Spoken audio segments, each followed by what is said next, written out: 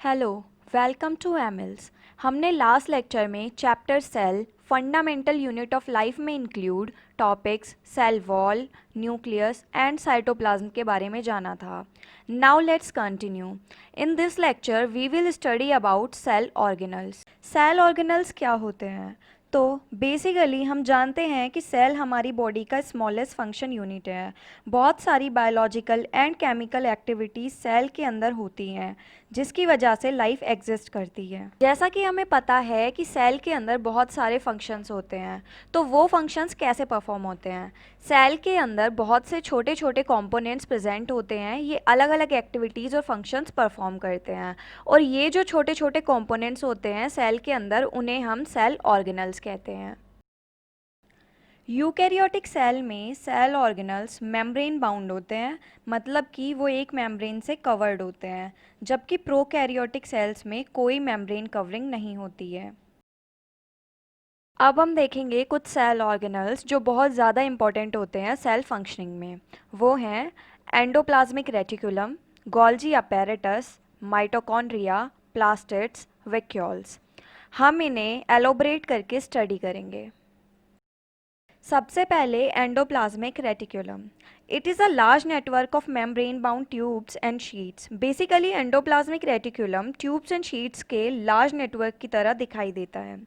It looks like long tubules or round or we can say oblong bags. Long tubules जैसा structure दिखाई देता है इसमें, जैसा कि डायग्राम में शो किया गया है, पाउची बैग्स की तरह। The membrane covering the endoplasmic reticulum is very similar to a plasma membrane. और जो एंडोप्लाज्मिक रेटिकुलम का मेम्ब्रेन होता है वो बहुत हद तक प्लाज्मा मेम्ब्रेन के सिमिलर होता है। The proteins and lipids manufactured help in building the cell membrane. जो प्रोटीन्स और लिपिड्स बनती है एंडोप्लाज्मिक रेटिकुलम के थ्रू, तो उनके द्वारा सेल मेम्ब्रेन का मैन्युफैक्चर भी होता है। अभी हमने लास्ट पॉइंट में देखा है कि एंडोप्लाज्मिक रेटिकुलम की मेम्ब्रेन प्लाज्मा मेम्ब्रेन के सिमिलर होती है। बाकी हम जानते ही हैं कि प्लाज्मा मेम्ब्रेन प्रोटीन्स और लिपिड्स से मिलकर बनी होती है। And this process is called membrane biogenesis. ये प्रोसेस जो होता है सेल मेम्ब्रेन के बनने का, उसे मेम्ब्रेन बायोजेनेसिस कहते हैं। Some other proteins and lipids function as hormones and enzymes. बाकी के जो कुछ प्रोटीन्स एंड लिपिड्स होते हैं वो हार्मोन एंड एंजाइम के तौर पर काम करते हैं। कुछ और फंक्शंस जो एंडोप्लाज्मिक रेटिकुलम परफॉर्म करता है वो ऐसे हैं कि endoplasmic reticulum as a transport channel काम करता है। किसी भी मटेरियल को अगर साइटोप्लाज्म एंड न्यूक्लियस को ट्रांसफ़र करना हो या सेल के किसी और हिस्से तक कोई मटेरियल पहुंचाना हो, तो वो एंडोप्लाज्मिक रेटिकुलम के थ्रू ही ट्रांसपोर्ट होता है। एंडोप्लाज्मिक रेटिकुलम न्यूक्लियस से जुड़ी होती है, तो न्यूक्लियस से अगर कोई मटेरियल बाहर आएगा तो एंडोप्लाज्मिक रेटिकुलम के थ्रू ही आएगा। Endoplasmic reticulum also provides a surface area for different biochemical activities in the cytoplasm. Endoplasmic reticulum का सरफेस एरिया ज़्यादा होता है और हम जानते हैं कि बड़े सरफेस एरिया पर केमिकल रिएक्शन ज़्यादा होती है, तो इसके सरफेस एरिया के कारण साइटोप्लाज्म में अलग अलग बायोकेमिकल एक्टिविटीज़ भी पॉसिबल हो पाती है। There are two types of endoplasmic reticulum. First one is rough endoplasmic reticulum. इसे रफ एंडोप्लाज्मिक रेटिकुलम इसलिए कहा जाता है क्योंकि इसका जो सरफेस होता है वो रफ होता है, क्योंकि एंडोप्लाज्मिक रेटिकुलम के सरफेस पर छोटे छोटे पार्टिकल्स प्रेजेंट होते हैं। एंड वो स्मॉल पार्टिकल्स माइक्रोस्कोपिक पार्टिकल्स होते हैं जिन्हें हम राइबोसोम्स कहते हैं। And due to presence of ribosomes the surface of endoplasmic reticulum is rough, so that it is named as rough endoplasmic reticulum. अब राइबोसोम्स का यहाँ क्या काम है? तो राइबोसोम्स बेसिकली प्रोटीन मैन्युफैक्चर करती है किसी भी एक्टिव सेल में, एंड ये जो प्रोटीन सिंथेसाइज होता है एंडोप्लाज्मिक रेटिकुलम की हेल्प से सेल के अलग अलग हिस्से में भेज दी जाती है। Now, second type of endoplasmic reticulum is smooth endoplasmic reticulum. Smooth endoplasmic reticulum में कोई राइबोसोम्स नहीं होते हैं, तो इसका सरफेस बिल्कुल स्मूथ होता है। तो जिस एंडोप्लाज्मिक रेटिकुलम के एरिया में राइबोसोम्स प्रेजेंट नहीं हैं, उस हिस्से को हम स्मूथ एंडोप्लाज्मिक रेटिकुलम कहते हैं। स्मूथ एंडोप्लाज्मिक रेटिकुलम फैट्स और लिपिड्स मैन्युफैक्चर करता है। जैसे रफ एंडोप्लाज्मिक रेटिकुलम में प्रोटीन मैन्युफैक्चर हो रहा था, वैसे स्मूथ एंडोप्लाज्मिक रेटिकुलम में फैट्स और लिपिड्स मैन्युफैक्चर मैन्युफैक्चर होते हैं। एंड ये बहुत बेसिक फैक्ट है कि फैट्स एंड लिपिड्स हमारे सेल फंक्शन के लिए इंपॉर्टेंट है। स्मूथ एंडोप्लाज्मिक रेटिकुलम एक और मेन फंक्शन परफॉर्म करता है कि ये बहुत तरह के पॉइजन्स एंड ड्रग्स को डिटॉक्सिफाई कर देता है। अगर हमारे सेल में पॉइजन या ड्रग एंटर हो जाता है तो स्मूथ एंडोप्लाज्मिक रेटिकुलम इसे डिटॉक्सिफाई करके सेल को प्रोटेक्ट करता है। So this is all about endoplasmic reticulum. अब हम नेक्स्ट सेल ऑर्गेनल के बारे में पढ़ते हैं, that is Golgi apparatus.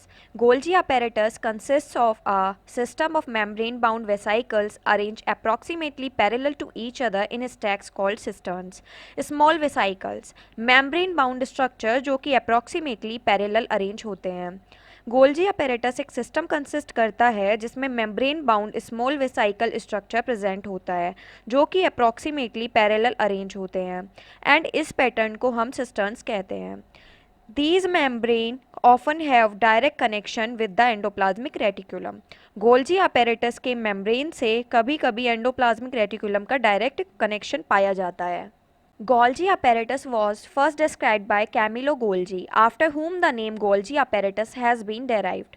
Golgi apparatus को सबसे पहले कैमिलो गोल्जी ने डिस्कवर किया था एंड उन्हीं के नाम के बेसिस पर इस स्ट्रक्चर का नाम गोल्जी apparatus रखा गया।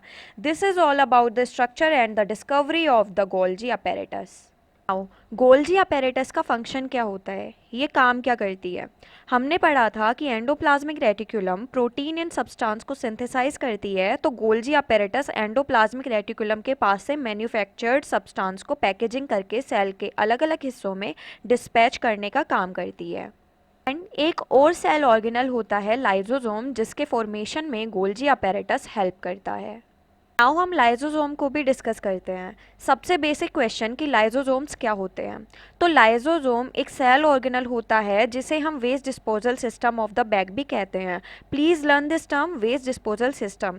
वेस्ट डिस्पोजल सिस्टम इसलिए कहते हैं लाइजोसोम को क्योंकि ये सेल को क्लीन करने का फंक्शन परफॉर्म करता है। लाइजोसोम बेसिकली फॉरेन मटेरियल्स या फिर सेल ऑर्गेनल्स जो कि डेड हो चुके हैं उनको डाइजेस्ट करने का काम करता है। कुछ ऐसे सेल ऑर्गेनल्स होते हैं सेल में जो कि मेम्ब्रेन बाउंड होते हैं और उनके अंदर स्मॉल बैग्स होते हैं जिसमें डाइजेस्टिव एंजाइम्स भरे होते हैं। इन डाइजेस्टिव एंजाइम्स की हेल्प से ही लाइजोसोम वेस्ट को डिस्पोज कर पाता है एंड ये एंजाइम्स रफ एंडोप्लाज्मिक रेटिकुलम बनाता है। लाइजोसोम्स में काफ़ी पावरफुल डाइजेस्टिव एंजाइम्स होते हैं जो किसी भी मॉलिक्यूल को डिकम्पोज करने में या ब्रेक डाउन करने में हेल्प करते हैं। कोई भी फॉरेन मटेरियल जैसे कि अननेसेसरी फूड मटेरियल या फिर बैक्टीरिया को इन स्ट्रॉन्ग एंजाइम्स की हेल्प से लाइजोसोम डाइजेस्ट कर लेती है। लाइजोसोम्स को हम सुसाइड बैग्स भी बोलते हैं।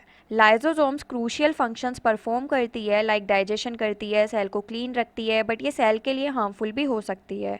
रीज़न ये है कि हम जानते हैं कि लाइजोसोम में बहुत स्ट्रॉन्ग डाइजेस्टिव एंजाइम्स होते हैं जो किसी भी ऑर्गेनिक मटेरियल को डाइजेस्ट कर सकते हैं एंड बाय चांस अगर सेल का मेटाबॉलिज्म सिस्टम डिस्टर्ब हो गया, सेल ठीक से फंक्शन नहीं कर पा रहा है एंड लाइजोसोम भी सेल का ही हिस्सा है, एक सेल ऑर्गेनल है एंड अगर ये बस्ट हो जाए तो इसके सारे स्ट्रॉन्ग डाइजेस्टिव एंजाइम्स पूरे सेल में स्प्रेड हो जाएंगे जिससे पूरे सेल को डिस्पोज होना पड़ेगा।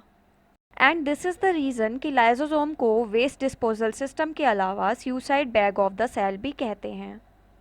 Thank you.